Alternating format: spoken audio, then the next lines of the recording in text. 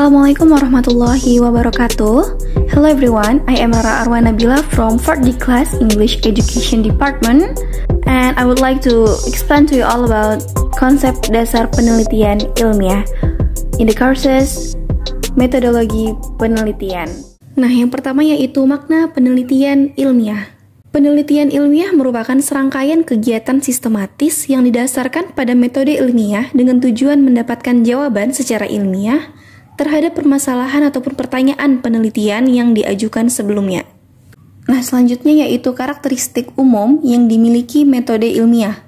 Yang pertama yaitu logis, merujuk kepada metode dari argumentasi ilmiah dan kesimpulan rasional dari bukti-bukti yang ada. Yang kedua yaitu konseptual dan teoritis, menuntun dan mengarahkan upaya penelitian. Yang ketiga bertujuan atau purposiveness, tiap penelitian ilmiah itu harus ada tujuannya, baik untuk menemukan jawaban atas suatu masalah tertentu yang berguna untuk pengembangan ilmu maupun untuk pembuatan keputusan. Selanjutnya yaitu sistematis atau sistematik, prosedur yang cermat dan aturan baku. Artinya, penyelidikan ilmiah tertata dengan cara tertentu sehingga penyelidik dapat memiliki keyakinan yang kritis atas hasil penelitiannya tersebut. Yang kelima yaitu empiris atau empirical. Yang dimaksudkan yaitu bersandar pada realitas. Ini berarti bahwa pendapat ataupun keyakinan subjektif harus diperiksa dengan menghadapkannya kepada realitas objektif atau melakukan telaah dan uji empiris. Nah, masalah-masalah yang diteliti adalah masalah yang bersifat empiris. Oleh karena itu, data terdiri atas pengalaman-pengalaman penyelidik dengan orang, benda, gejala, ataupun peristiwa. Selanjutnya yaitu objektif, bahwa yang diperoleh ilmu lain akan sama apabila studi yang sama dilakukan pada kondisi yang sama. Selanjutnya yaitu kritis dan analitis, mendorong suatu kepastian dan proses penyelidikan untuk mengidentifikasi masalah dan solusinya. Hasil penelitian terbuka untuk dikritisi, diperiksa, ataupun diuji terhadap realitas yang objektif melalui penelitian dan pengujian lebih lanjut.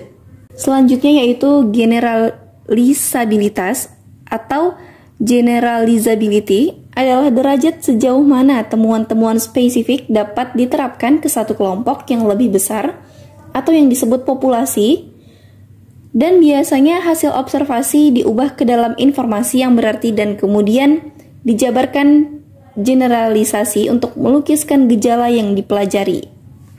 Selanjutnya yaitu replikabilitas atau replicability, yaitu replikasi atau pengulangan penelitian oleh peneliti lainnya untuk mengukuhkan penemuan-penemuan ataupun memeriksa kebenarannya, baik untuk latar yang sama maupun untuk latar yang berbeda. Nah, terdapat dua tujuan penemuan kebenaran ilmiah. Yang pertama yaitu scientific object, yang bermaksud untuk memperkaya khasanah ilmu pengetahuan. Yang kedua yaitu practical objective, yang bertujuan untuk memecahkan problema praktikal yang mendesak. Nah, selanjutnya yaitu tahapan dalam penelitian ilmiah. Yang pertama yaitu masalah ataupun pertanyaan penelitian. Penelitian berawal dari adanya masalah yang dapat digali dari sumber empiris dan teoritis sebagai suatu aktivitas penelitian pendahuluan ataupun pra-penelitian, dan kepekaan terhadap suatu masalah ini akan muncul sebagai perpaduan pengetahuan yang banyak dan fungsional. Agar masalah ditemukan dengan baik, memerlukan fakta-fakta empiris dan diiringi dengan penguasaan teori yang diperoleh dari mengkaji berbagai literatur relevan. Banyak membaca literatur ataupun mengamati lingkungan sekitar dapat membantu bagi seorang peneliti untuk munculnya suatu masalah penelitian. Yang kedua yaitu telaah teoritis.